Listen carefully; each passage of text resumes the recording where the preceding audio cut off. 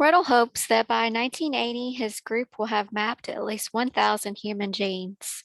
That still is only a small fraction of the 50,000 or so genes now believed to exist on human chromosomes. But some of those already mapped are known to be implicated in serious genetic disorders such as Tay-Sachs disease and Lesch-Nyhan syndrome. The kind of analysis required to map the genes would not have been possible except for another major development. This permits genes to be manipulated by fusing two different cells. The fusion technique was developed after it was discovered that a virus had called the Sendai virus will fuse cells. Cell fusion was pioneered by a team headed by George Barsky at the Institut Gustave Roussy in Paris. Mouse cells were fused. Mouse cells were fused. This was in 1960. By 1967, Mary Weiss and Howard Green at New York University were fusing the cells of mice and men. Fusing the cells of mice and men appealed to the Yale gene mapping team. When these newly created hybrid cells were placed in a nutritive broth, they divided in the usual way cells do. After many divisions, all the mouse chromosomes remained, but only certain of the human chromosomes remained. This was apparently not due to any dominance of mouse over man, but rather to differences in the rates at which cells of the two species mature and divide. The systematic isolation of different human chromosomes and the order in which they were shed made it easier for the mapping team to spot where actions of specific genes originate. Adding to cells and mass-producing genes. Meanwhile, more compelling reasons have emerged to fascinate scientists with the potential that cell fusion offers for genetic engineering. In 1971, Henry Harris and his group at Oxford University startled the scientific world by correcting a genetic defect in a mouse cell. The defect was that the cell was unable to manufacture a certain enzyme. In humans, the same enzyme is involved in usually fatal Lesch-Nyhan syndrome. The Harris group fused a mouse cell carrying this genetic deficiency with a normal chicken cell. The hybrid cell with two nuclei thrived and began dividing. As hoped, the nucleus from the mouse, by maturing faster, took charge. Soon the chromosomes from the chicken began to pulverize. They were smashed into bits of genetic material, and from these bits, the mouse nucleus picked up the genetic material it needed to overcome its deficiency. In the first attempts, the chick gene seemed only loosely integrated in the mouse cell, but the journal Nature New Biology concluded that, in principle at least, the achievement opened up the possibility of treating genetically defective human cells. Still, another spectacular feat was reported in 1974. It involved a bold strategy that may ease the formidable problem of having to deal with one cell at a time in making genetic changes. A group at the University of Colorado took advantage of the discovery that when a cell is exposed to a certain fungus, its nucleus drifts towards the edge of the cell body and protrudes. Imagine the yolk of an egg that protrudes from the edge of an egg ready to be fried. Such a protruding nucleus is easy to dislodge from the cell body. The Colorado group did just that on a large scale. They put these lopsided cells in a low-speed centrifuge by the thousands. The nuclei and cell bodies were separated. Then the investigators took large batches of the nuclei and large batches of the cell bodies and put them into a bath together. In this bath, the cell components were exposed to the Sendai virus, which causes cells to fuse. The nuclei and cell bodies fused by the thousands into new combinations. The success of the Colorado group immediately brought suggestions to put young nuclei in old cell bodies, healthy nuclei in diseased cell bodies, and so on. By working with tens of thousands of cells simultaneously, the scientists hoped to effect enough change to alter small ailing areas of the body for the better. Some experimental work is also being done to try to grow a desired type of replacement cell on a mass basis in a tissue culture of one person's cell. In addition, scientists are working on an infiltrating strategy called transduction. which takes advantage of the fact that certain harmless viruses can carry genes into cells. It is hoped that if genes of the right sort can be introduced, they can take over functions of genes that are malfunctioning and cause a genetic abnormality. For instance, the cells of diabetics are defective in that they do not carry the correct form of the gene that manufactures insulin. Transduction could conceivably end this state of affairs and cure diabetes. As writing this, the cells of a number of small organisms have been successfully infiltrated, and apparently the method has worked in a few instances with human cells. Creating new forms of life.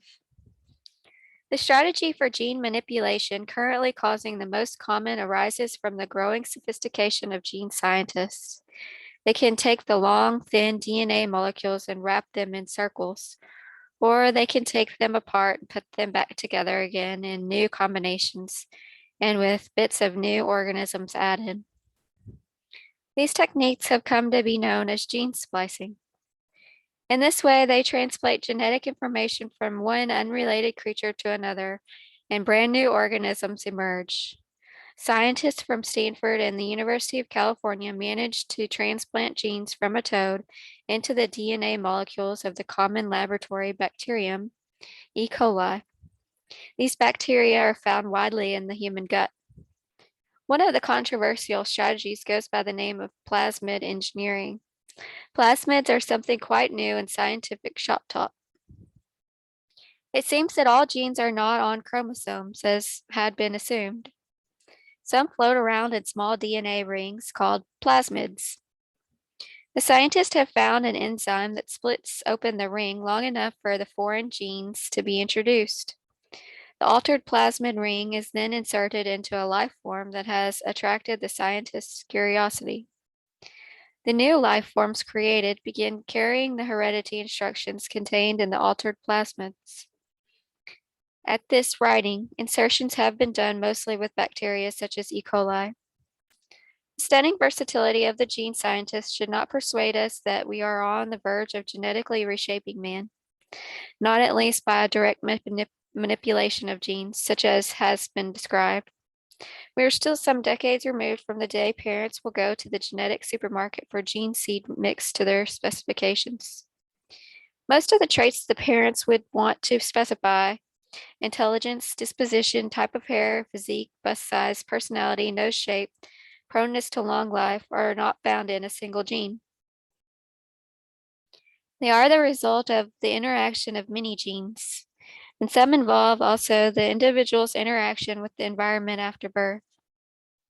Scientists still have only the foggiest ideas about how even to start identifying all the genes that would be involved in prescribing shape of nose and how they interact. Still, the recent successes in manipulating genes in small organisms and discovering the products that some individual genes create are of considerable interest to man. Scientists hope that with new kinds of bacteria, they can create biochemical factories for producing such things as antibiotics and antibodies. In fact, a number of scientists have already been applying for commercial patents. Specifically, they are intrigued by the possibility of creating bacteria that will stimulate the growth of grain-free foods. This would reduce the need for expensive and increasingly scarce fertilizers. They also hope to introduce a cow gene into bacteria to create a curdling substance that will cut the cost of making cheese. It had been reported that General Electric is trying to patent a process to create bacteria that will eat oil, such as oil and slicks. And one of the GE scientists hopes to develop an organism that will extract precious metals from waste substances. That is the bright side. But the creation of new life forms in bacteria by such techniques as plasmid engineering gives many people, including prominent scientists, the shivers. Some wonder, for example, what would happen if oil-eating bacteria got loose in the lubrication of our automobiles and industrial machinery. 11 distinguished gene scientists pleaded in 1974 for a moratorium on certain dangerous manipulations that were going on or were being planned. They had the encouragement of the National Research Council, In their plea, they warned, for example, that new DNA elements introduced into E. coli might possibly become widely disseminated among human, bacterial, plant, or animal populations with unpredictable effects. A moratorium was widely recognized. The next year, 140 gene scientists from many countries, including the USSR, assembled in the Asilomar State Park in California to hash things over. It was an unprecedented conference. Many were wary of any serious self-regulation. In reporting on the conference, Science News summed up the hazard they were wrestling with in these words. Both by accident and by purposeful manipulation, genes for drug resistance or cancer or lethal toxin formation would be inserted into common organisms. Biological warfare agents and massive epidemics could be created too effectively. After 3 days, the conferees came close to a unanimous agreement on set of guidelines. Many went along with the agreement just to get rid of the moratorium. Meanwhile, in America, the Department of Health, Education, and Welfare, which funds much of the academic research, made efforts to form a public policy for issuing its grants in gene research. Any policy HEW announced would, of course, not affect what researchers for the Department of Defense or for industrial firms or for foreign countries are doing. The need for public control through laws or regulatory body, not by guidelines, was indicated by one sentence in the Science News report on the Silomar conference. 10 years from now, genetic engineering kits might be standard equipment in high school classes. That would be something. I say that as one who accidentally blew up a part of his high school chemistry laboratory.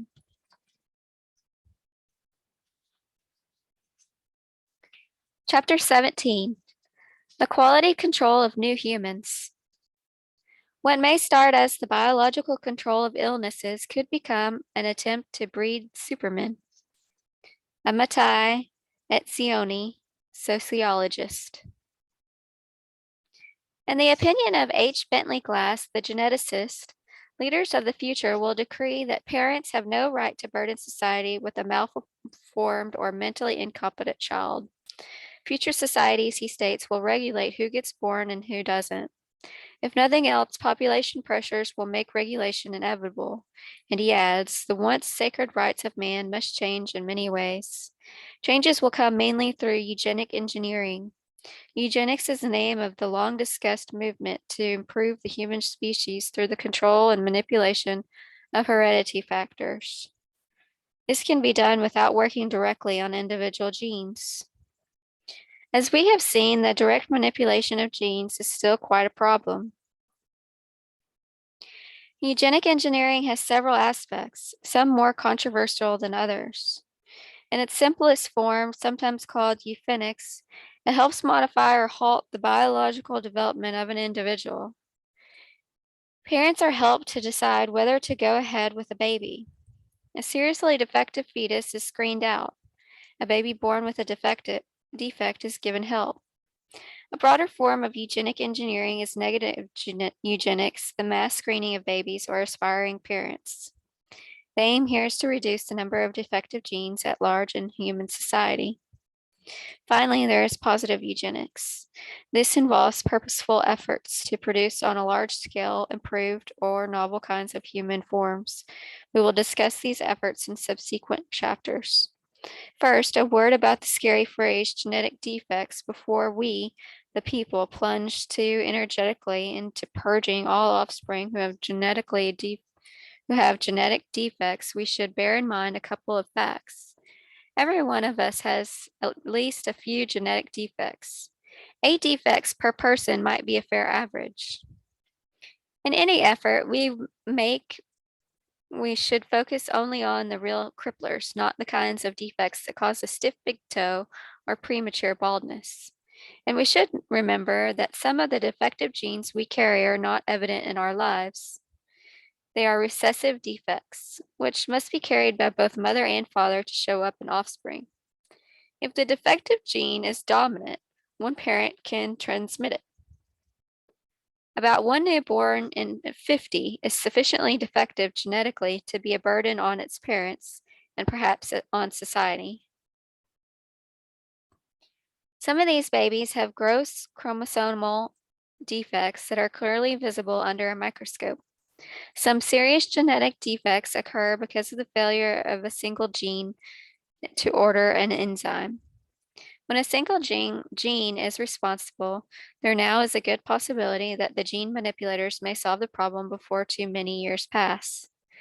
One of the 2,000 or so disorders that can be inherited, some of the more familiar are epilepsy, cleft palate, male baldness, color blindness, cataracts, albinism, lack of pigmentation, gout, hemophilia, sickle cell anemia, feeble-mindedness, dwarfism, hair lip, muscular dystrophy, Parkinsonism,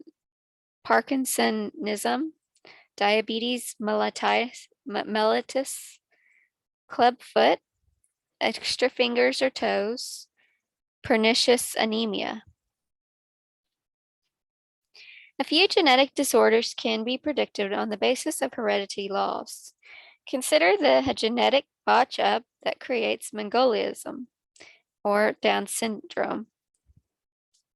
The cause seems to be not inheritance, but a copying error involving the chromosomes, either in the formation of sex cells or in the early stages of cell division. An extra chromosome ends up on the 21st set. The result is an unfortunate human with a broad head, slant eyes, tiny hands, and the minimal potential for developing human intelligence. About one newborn in 600 is so afflicted. In the United States, mongoloids cost society more than 1.5 billion a year. The best indicator that such a gross copying error may occur seems to be the age of the mother. If she is under 30, the chances are 1 in 3,000 that she will give birth to a Mongol. If she is 35, the risk rises to 1 in 280. By the time she is 45, it is 1 in 40. In short, the chance of giving birth to a Mongol rises about 75-fold. Even so, the risk is still only 1 in 35. It can be almost totally eliminated by fetal screening if the mother is willing to have an abortion should the fetus prove defective. There are a number of strategies for coping with genetic disorders. They can be compared to the checks on quality that a manufacturer makes before, during, and after the manufacturing process. In checking for genetic defects, yet another control has been proposed: inspection by marriage license bureaus. The sections following, we will describe these 4 procedures. Screening by genetic counselors. In 1951, there were only 10 known genetic counselors in the United States. Today, there are at least 1,000. They can be found in hundreds of genetic counseling centers. Most of them are pediatricians who have boned up on genetics. Some are psychologists or internists. A few are obstetricians or gynecologists. You will find them mostly in medical centers, medical schools, hospitals, public health agencies. Your doctor will know the nearest qualified center. The people who seek counseling are usually scared. A girl considering marriage is worried because her boyfriend's father has a hair lip. A married couple is concerned because their first child has a club foot, and they want to know what the chances are that any other children they conceive might have the same defect. Answer in this case, slight, about 5%. A congenital clubfoot is what they call a multifactorial disorder, which is caused by the interaction of numerous genes. It helps if a husband and wife, before going to a counselor, work up a 3-generation medical history of their 2 families. The National Foundation March of Dimes provides without charge a form for couples to fill out that will give the counselor the necessary information. Requests for copies should be accompanied by a stamped, self-addressed envelope, large size, and should be mailed to the foundation at the following address: P.O. Box 2000, White Plains, New York 10602. In stable communities, it is fairly easy for young couples to work up the histories, but in our nomadic society, millions of young people know little about their grandparents or uncles. It may be necessary to get on the telephone and call an elderly aunt for information. The genetic counselor will, in any case, get as much background as possible from a couple and will then draw up diagrammed pedigrees. These indicate any known genetic disorders and note whether they were dominant, recessive, or sex linked. Then they consider figures the odds that the defect will be inherited. To take the simplest situation, if either partner is afflicted by a dominant genetic disorder, usually visible, the odds are 50-50 that each child will inherit it. If only one partner is the carrier of recessive disorder, it may not be visible. None of the children will exhibit this disorder, though one or the other may be a carrier. If both husband and wife are carriers, then the chances are 1 in 4 that each child will have the defect. To put it another way, if they have 4 children, the odds are that one will become afflicted, 2 will be normal, but 2 will be normal but will be carriers, and the 4th will be completely normal. Most people don't know if they are carriers of a genetic defect or not. If some genetic disease has shown up often in family tree of one of the partners, the counselor may recommend that a test be taken. A considerable number of genetic disorders that people carry but are not afflicted by can be identified by test. Advice from a counselor may also be sought after the wife has become pregnant and there is a chance that the fetus may have inherited a serious disorder. Screening the fetus in the womb.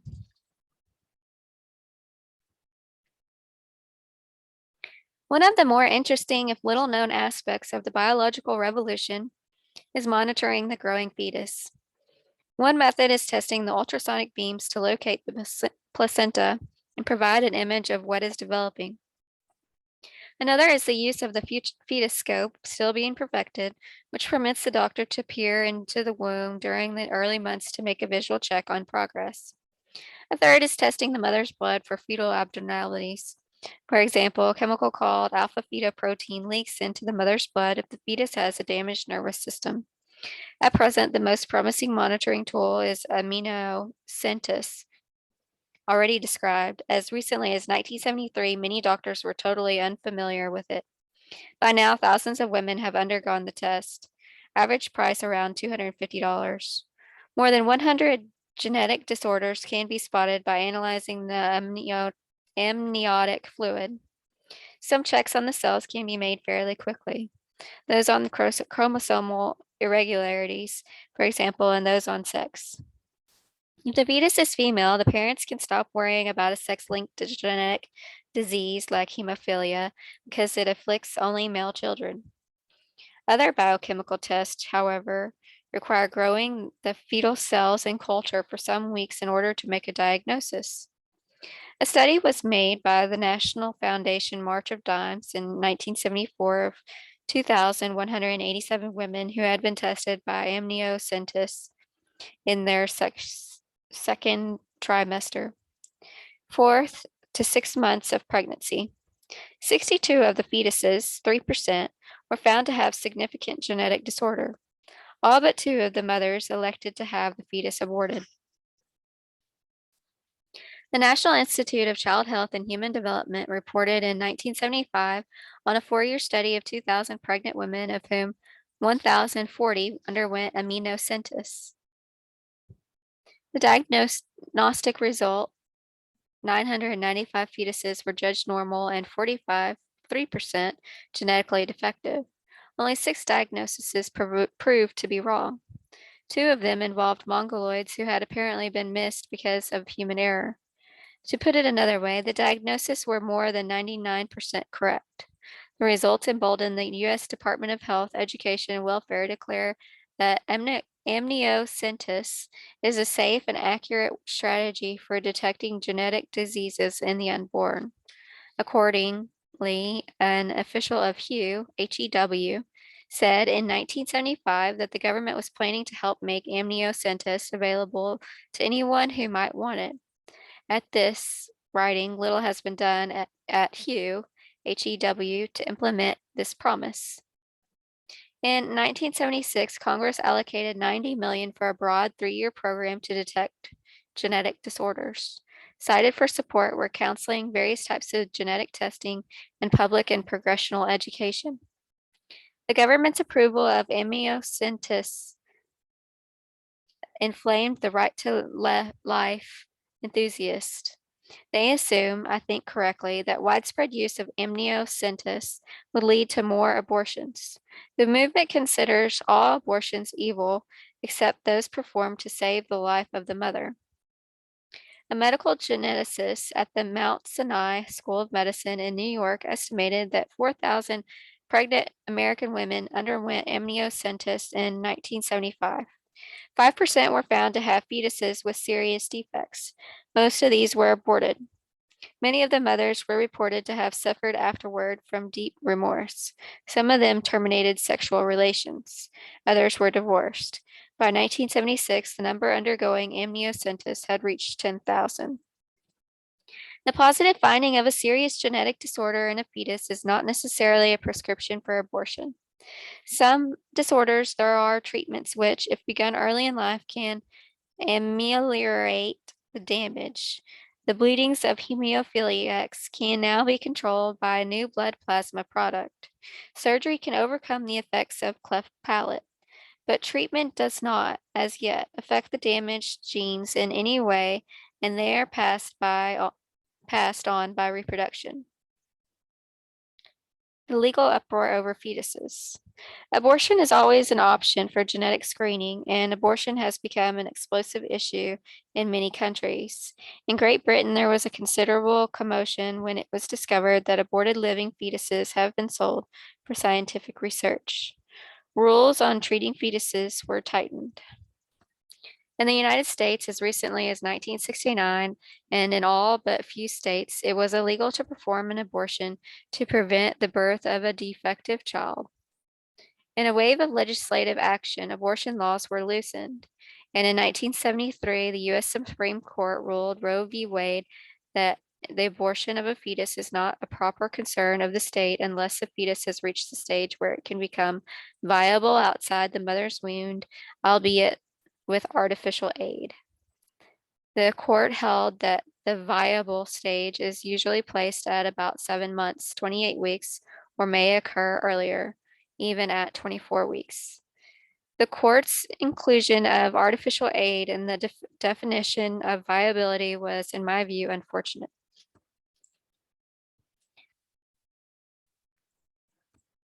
Each year, science is increasing the length of time that the fetus can be sustained in an artificial womb environment filled with pumps, fluids, and hoses.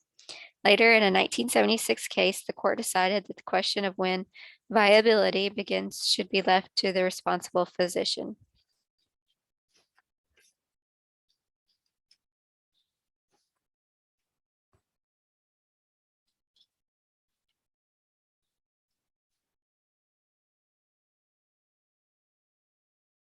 Is the human gene pool deteriorating? A number of well-known biologists have answered yes. They include Sir Julian Huxley, Bentley Glass, Joshua Lederberg, H.J. Mueller, Leon Kass, and Theodosis Dobzhansky. Among the causes, some scientists cite the advantage of medicine first. We can now keep alive many who suffer from mental or physical genetic ailments, or who are genetic carriers until they are able to and do have children. The number of people suffering genetic mutations, the scientists contend, is mounting.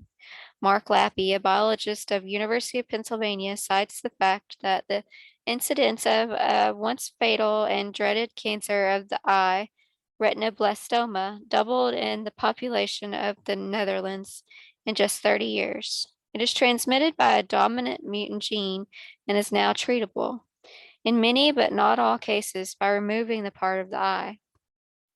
Lappy, incidentally, is less certain that Huxley and the other scientists cited above that there is any significant gene pool deterioration. He points to changes in Western family matters, less intermarriage among relatives is one, that tend to improve genetic quality. The number of genetic mutations, however, is certainly growing because of the increased amount of radiation in our environment. Radiation triggers gene mutation. First, there was fallout from nuclear explosions. Now there is a small but constant amount of radiation from atomic energy plants and television sets. And because X-rays have become such a necessary diagnostic tool, each of us is absorbing more radiation from this source than ever before. Some point as well to our easier lifestyle. The automobile, central heating, and packaged foods make it easier for the physically weak and defective to survive. Natural selection today is not as rigorous in its people culling effect as it was a mere half century ago. Dobzhansky has predicted a genetic twilight. If present trends continue, some put the pollution of our genetic pool more specifically. They contend that each future century, the number of defective people dependent on medical technology to survive will increase by 8%.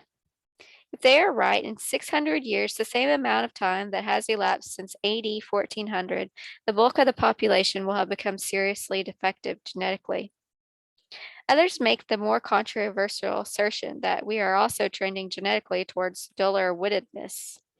Through the ages, those endowed with genes that contributed to higher mental ability had a better chance of surviving. Today, these brighter people, it is argued, are more often involved in family planning and have small families than the less endowed mentally, who are more likely to be among those with large families. Some suggest that welfare policies in the United States at least have the effect of encouraging many of the poor to have children they might not otherwise have.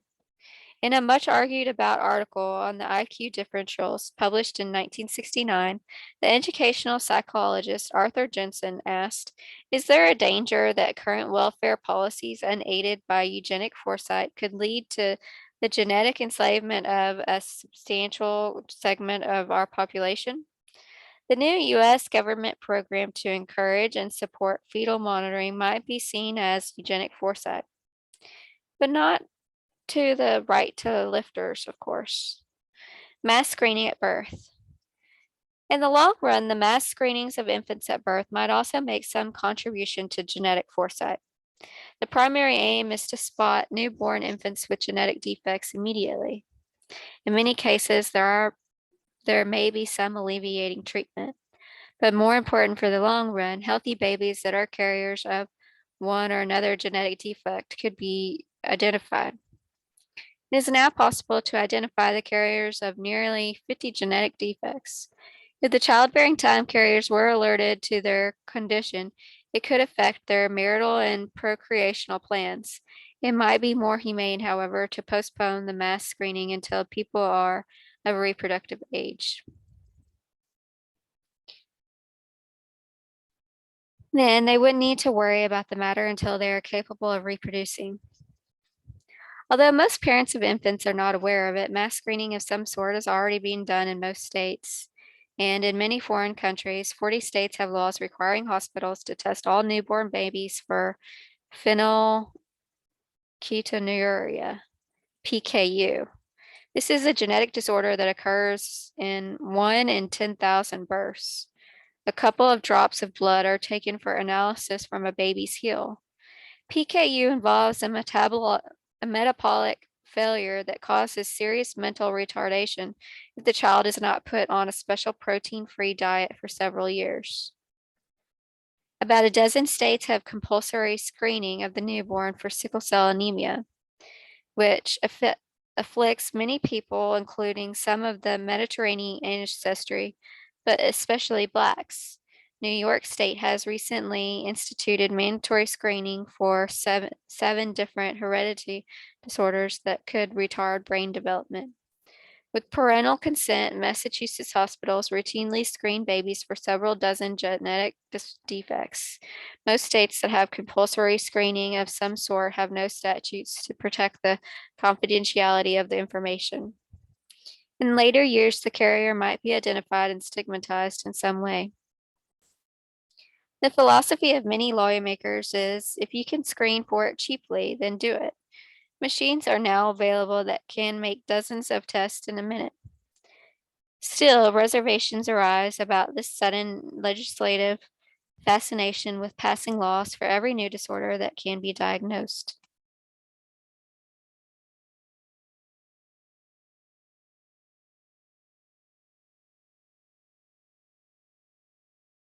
Why require tests at birth for genetic defects that are incurable and for which no promising treatment is available?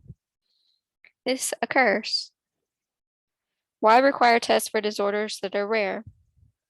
A Texas legal researcher, Philip Ryler, points out that the small state of Rhode Island screens for something called maple syrup urine disease. It leads to mental retardation. He estimates that it might show up once in a decade in Rhode Island. Why require tests at all? Law-making bodies are moving into areas where their mandate is fuzzy when they pass laws requiring tests. Their only clear mandate is to protect the public health. But genetic defects are not contagious or poisonous, so what is the legal justification? The lawmakers' excuse for intruding into private lives is that they are trying to reduce the cost to taxpayers of the custodial care of serious defective persons. That is a reasonable concern, but hardly one that requires compulsory screening. It could be done effectively on a consent basis. If testing is mandatory, then the record of one's inherited defects will be on tap somewhere for life. Undoubtedly, the record will end up in some central electronic data bank, perhaps even a federal data bank. Some U.S. congressmen have been pressing for a uniform testing law. The future would look more cheering if testing were done only by parental consent and if the only record available is turned over to the parents. Government units need only statistics on the prevalence of genetic disorders, not the names of the persons who carry the disorders. And why test if it does more harm than good? Certain of all the ailments tested for are dimly understood and hard to identify. Serious questions have, for example, arisen about the compulsory testing for PKU. Of the millions of babies tested each year, only about 3,000 show blood symptoms suggesting that PKU is present, but only 200 babies actually prove to have classic PKU. If all 3,000, most of them capable of developing normal or near normal minds, are put on a protein-free diet for 5 years, what happens? They develop a lowered mental capacity, which they are purportedly being protected against by this testing. Proteins, as noted earlier, are crucial to sound mind building. Finally, why make compulsory tests if the results unnecessarily frighten or stigmatize people? Sickle cell disorders are an excellent case in point. The problem has arisen because of confusion between the usually lethal sickle cell anemia, which shows up in 1 out of 500 newborn Black babies, and the sickle cell trait, which is harmless. The person with the trait is simply a carrier, and the trait will only be a problem if the carrier has children by another carrier. Many Blacks carrying the trait have been distressed to learn that they were carrying bad genes. They were not the only ones confused about the nature of their ailment. Some insurance companies assumed that carriers were poor health risk and refused to insure them at normal rates. Many airlines refused to hire carriers as flight attendants for the same reasons. Even the U.S. Armed Forces worried about accepting carriers until the committee of the National Research Council advised the military people that their worries were groundless. Another stigmatizing genetic disorder involves males with the now notorious extra Y chromosome. A noted sociologist made this widely read statement. There is accumulating evidence that people born with XYY genes may have a predisposition toward criminal insanity. A specialist envisioned the possibility that in the future there might well be state-controlled monitoring and abortion to rid us of the XYY type. On a nationally televised show, the host referred to the criminal gene. Some public officials have advocated that all XYY males born be promptly registered at birth and be kept under scrutiny over the years until they have passed through young adulthood. The XYY person as a special type. Who is the XYY person who has stirred up the scientific world? Until 12 years ago, he was just a mild scientific curiosity. As noted, boy babies result from when the father's sperm adds a Y chromosome to the mother's X chromosome. Girl babies are born if the sperm doing the fertilizing is a male or X sperm. But in some cases, an extra X or an extra Y get into the fertilized egg. In about one male birth out of 900, an extra Y ends up in the sex chromosome as set. The odds are about the same for boys to have an extra X. Some people have speculated that the double Y might make the growing male unusually masculine, and that the extra X might have some feminizing influence on him. There's little evidence of the latter occurring. Some expert observers have suggested that an XYY male may be a bit more likely to be rambunctious or impulsive in the nursery than average, but many are perfectly fine. Few differences show up on personality tests. As young men, they are likely to be quite tall and to have acne. The commotion over the XYY males began in 1965 when Nature carried a report by Patricia A. Jacobs and her associates on prisoners in a Scottish special security prison. The prisoners were considered to be dangerous, violent, and to have criminal propensities. Of the total, 3.5% possessed the XYY chromosome makeup, in far larger proportion than is found in the general population. An early study in Denmark came up with roughly comparable findings.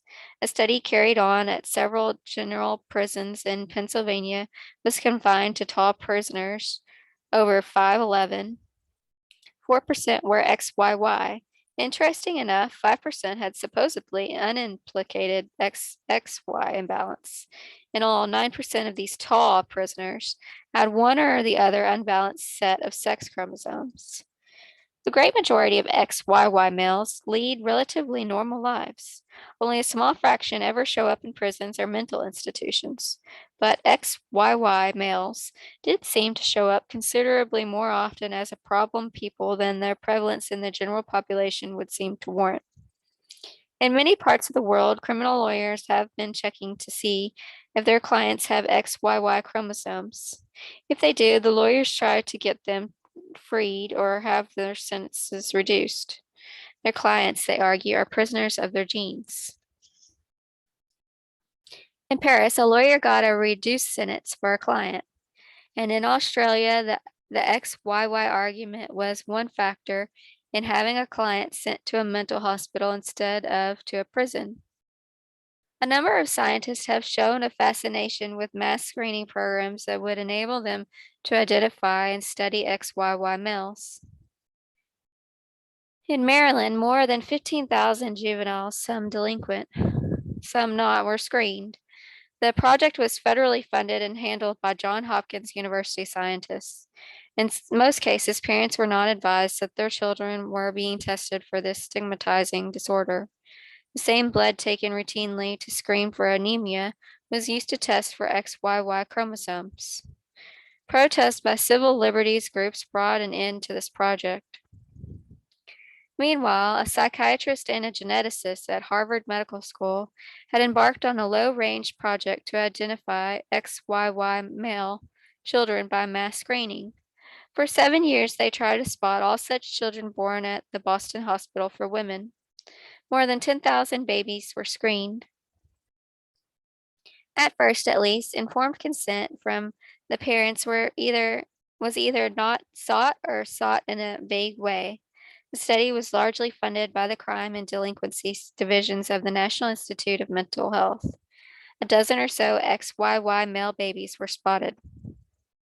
As the investigators began identifying XYY infants, they faced a dilemma. Should they advise the parents or not? They concluded that they would be morally delinquent if they did not do so.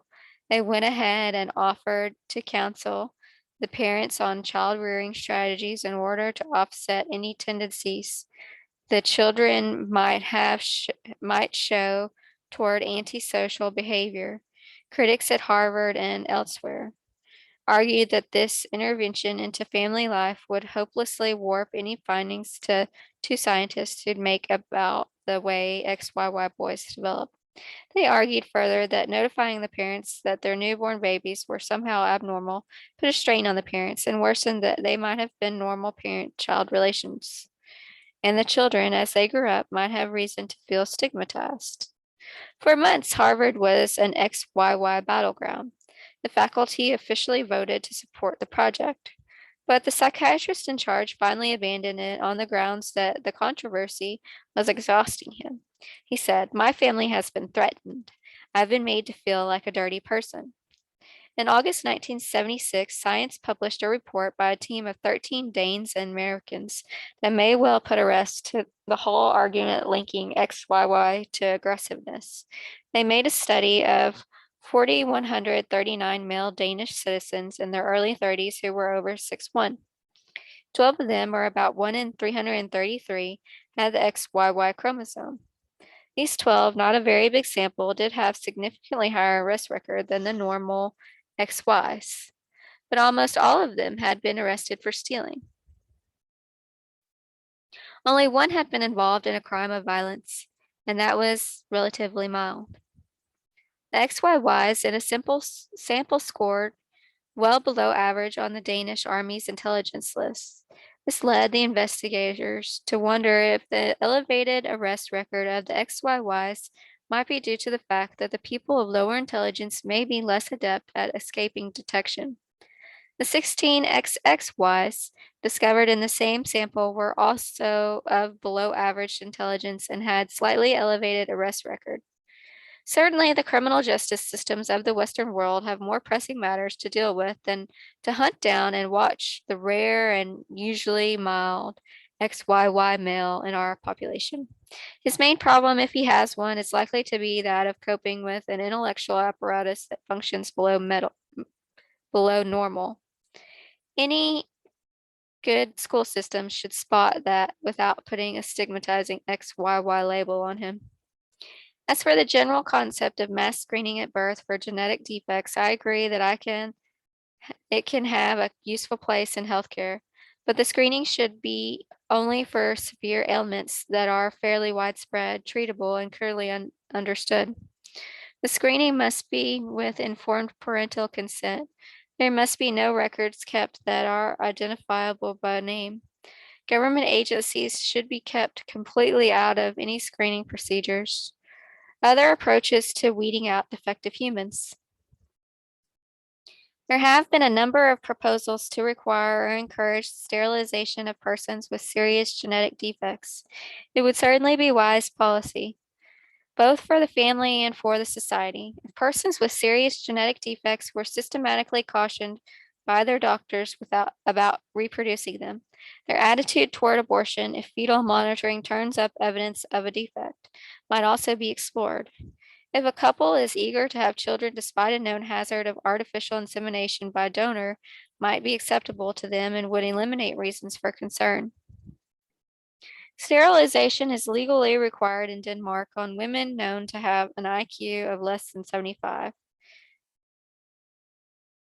And North Carolina began 25 years ago requiring sterilization of residents seriously deficiently mentally. So far, nearly 100,000 North Carolinians have been sterilized. To the extent that genes are responsible, sterilization is a negative eugenic measure, but is doubtful that it has had much effect on gene pools of Denmark or Carolina. People who are seriously retarded mentally have a dramatically lowered capacity to reproduce. A second approach to weeding out genetically defective humans is to prevent the union of people who might breed defective children.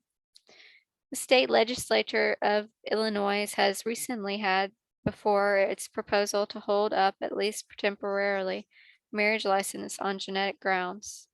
It was drawn up by the Chicago Bar Association.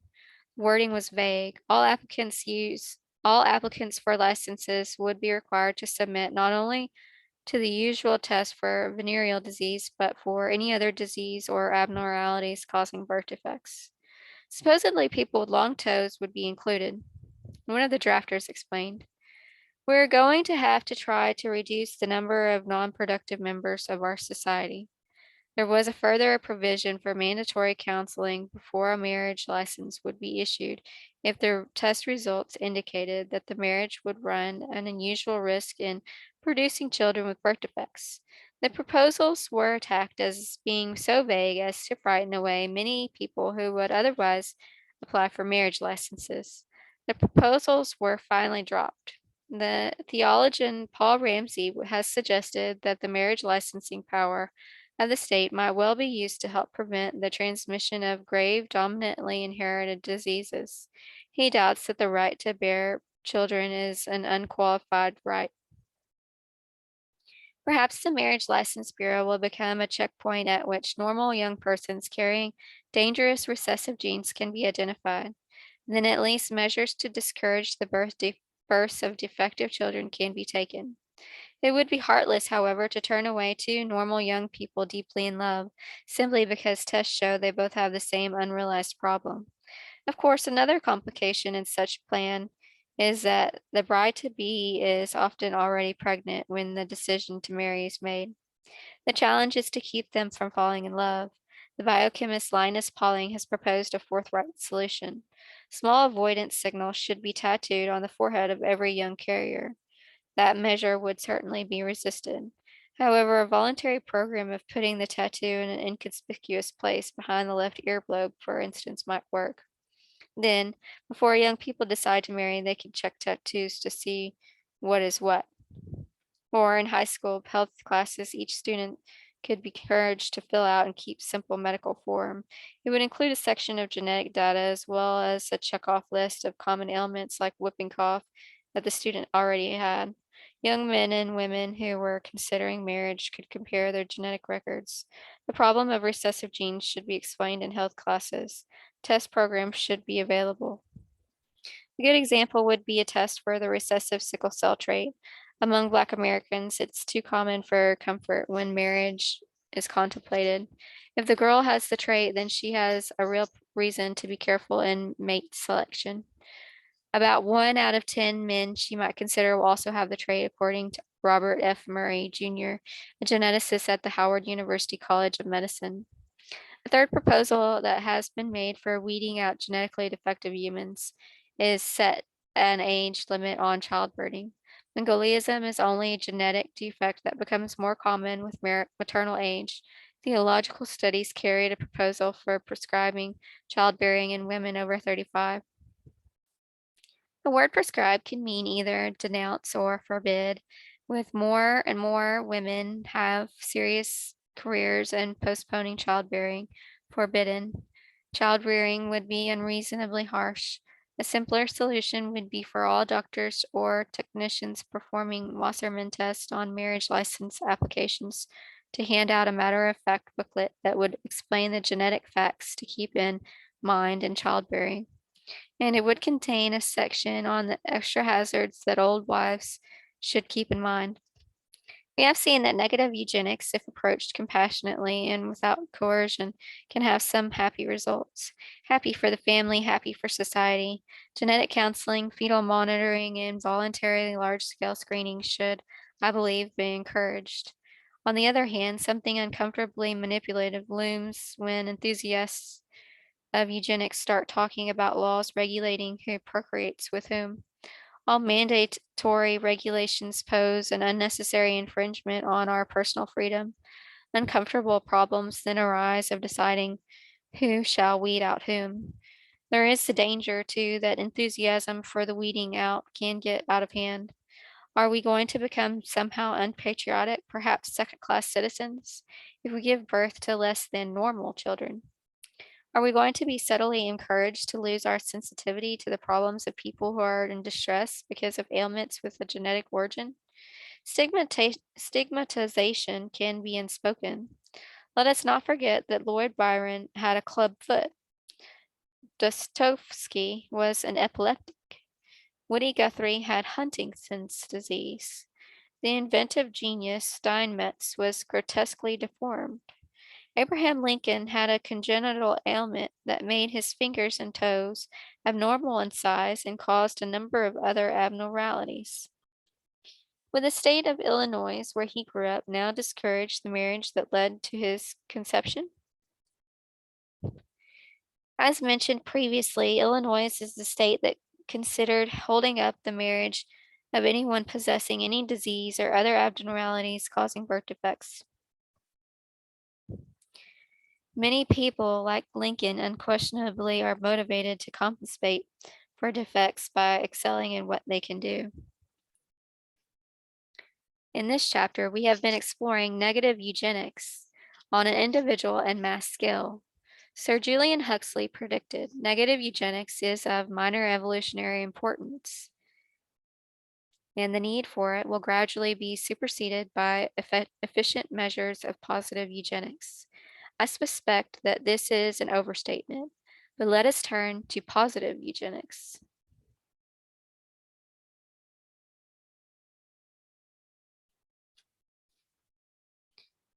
Chapter 18, Packaging Superior People. Modern eugenics is on the verge of some truly fantastic ways of improving the human race. James J. Nagel, geneticist. In concept, positive eugenics is as old as the selective breeding of animals. As for humans, Plato argued that human baby production should be limited to people selected for desirable qualities. At the turn of 20th century, Sir Francis Galton tried to make a scientific movement of eugenics. He coined the word. It has now become a serious necessity to better breed the human race, he said. The average citizen is too base for the everyday work of modern civilization. He has vague about what constituted baseness, but to him, civilized man was epitomized by the English upper classes. They were the repository of virtually all that is biologically precious in the English nation and possibly in mankind.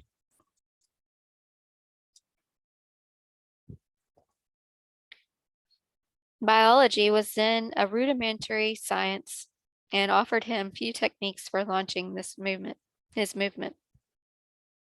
A couple of decades later, an American, Herman J. Mueller, proved that genes could be modified and spent the rest of his long life ardently promoting positive eugenics. He argued for large-scale programs by which mankind could be transformed genetically. He contended that man was now in a position, if only he would, to transcend himself. Mueller was promoting sperm banks as one possible vehicle long before they proved to be practical. The banks would be used to store sperm contributed by society's most superior and eminent males. He argued that in the future, when sperm banks became an actuality, the best genes should be used. Children then would blame their parents if parents, instead of obtaining these best genes, had sought simply to procreate themselves. Seeking immortality through passing on one's own genes could become an act of heedless egotism. In the late 1930s, Alexis Carrel, a French-American physiologist who had won a Nobel Prize 27 years earlier, made the statement eugenics is indispensable for the perpetuation of the strong. A great race must propagate its best elements. Eugenics may exercise a great influence upon the destiny of civilized races. During the World War II period, the Nazis made eugenics into a dirty word for a while. They issued harsh edicts on sterilization and elimination. They put girls to work as breeders. They talked of building a super race. By the 1950s and 1960s, new biological discoveries made mild, seemingly benevolent eugenics program feasible. General betterment of mankind became the goal. Support or fascinated interest came from such eminent biologists as Sir Julian Huxley, H. Bentley Glass, and Robert L. Sinsheimer. One of the rationales used by scientists in pressing for positive eugenics came from the threat of overpopulation throughout the world. A number of non-Western governments are finally becoming serious about trying to slow down the population explosions in their respective countries. If you're going to try to control the quantity of population, why not also control the quality? In 1974, at a meeting of Eugenics Society in London, the British geneticist J.A. Beardmore of the University College of Swansea took up that idea. He suggested it would simply be a matter of years before some formal consideration of population quality as well as of quantity will need to form a part of any governmental policy on population. What about the preferences of the people themselves? Will ordinary people always prefer procreating themselves if offered the beguiling chance of creating children genetically superior to themselves? The argument may be made that they simply are starting with superior seed. They will still be responsible for the important environmental influences that shape children. What about adults who feel desperately inadequate or homely? Would they like something different or extra for their children? It is quite probable that in a matter of years, both parents can contribute their genes and still have a choice of additives from other humans. Multiple parenthood may be well in the offing. It is also probable that authoritarian countries, which can pretty well control their populaces, will embark on large scale programs of positive eugenics before Western countries do. They can make massive propaganda appeals for volunteers. Also, they can, if necessary, make regulations about who is given preference in procreation. And they will probably have clearer ideas of the traits they want to breed toward, such as strength and tractability. Person breeding German Shepherd dogs knows exactly what to breed for and trying to achieve the ideal for that breed. A long list of traits that constitute the ideal is printed in manuals. The list for each breed is used as a checklist by judges and dog shows. It includes both structural and behavioral traits. Mueller, Glass, Huxley, and other scientists have perhaps, fortunately, come up with mixed assortment of human traits to promote, and they haven't pretended that the ones they chose constitute perfection. They come closest to agreement on superior intelligence, which is partly inheritable. Inheritance apparently plays a slightly larger role than environment in determining IQ scores. About 50 studies in various countries lend support to this.